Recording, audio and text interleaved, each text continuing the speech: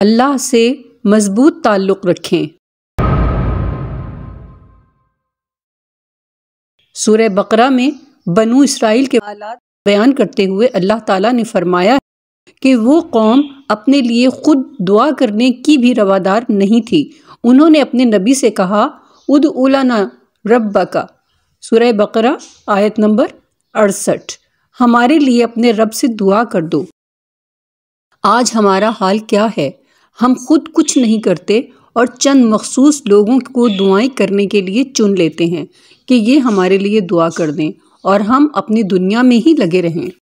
دعا رب اور بندے کے درمیان ایک بہت کلوز ریلیشن شپ کو ظاہر کرتی ہے۔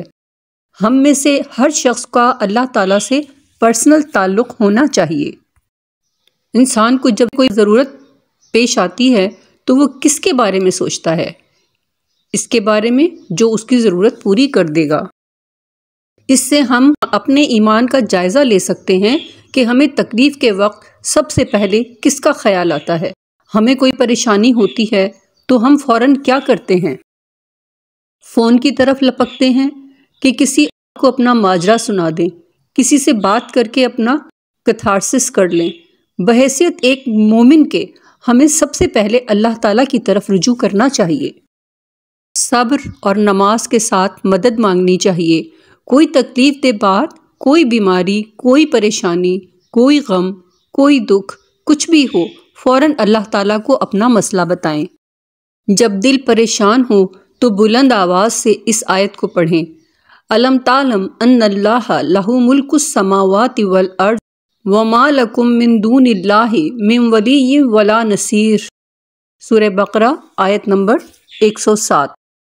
کیا تو نے نہیں جانا کہ اللہ ہی ہے جس کے لیے آسمانوں اور زمین کی بادشاہی ہے، اور اللہ کے سوا تمہارا نہ کوئی دوست ہے اور نہ کوئی مددگار۔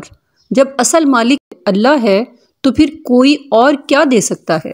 پھر کسی اور کے در پر کیا جانا؟ کسی اور سے توجہ کی بھیک کیوں مانگنی؟ کسی اور سے توقع کیوں رکھنی؟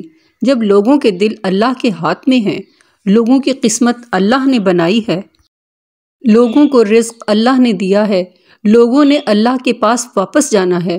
جب سب کچھ اللہ کا ہے تو پھر ہم اس سے اپنا تعلق کیوں نہ مضبوط کریں؟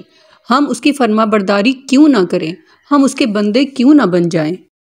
پارہ نمبر 1 کا اہم ترین سبق یہی ہے کہ ہر مشکل میں اللہ کی طرف رجوع کرنا ہے۔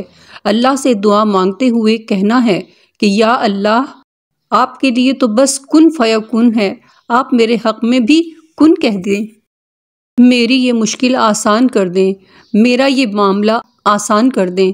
اللہ سے اپنے دل کی بات کرنی ہے، اللہ ہی سے اپنے غم اور دکھ کا اظہار کرنا ہے، کیونکہ اللہ ہماری آہیں بھی سنتا ہے، ہماری سسکیاں بھی سنتا ہے، ہمارے دل کے اندر اٹھنے والے خیالات تک کو جانتا ہے۔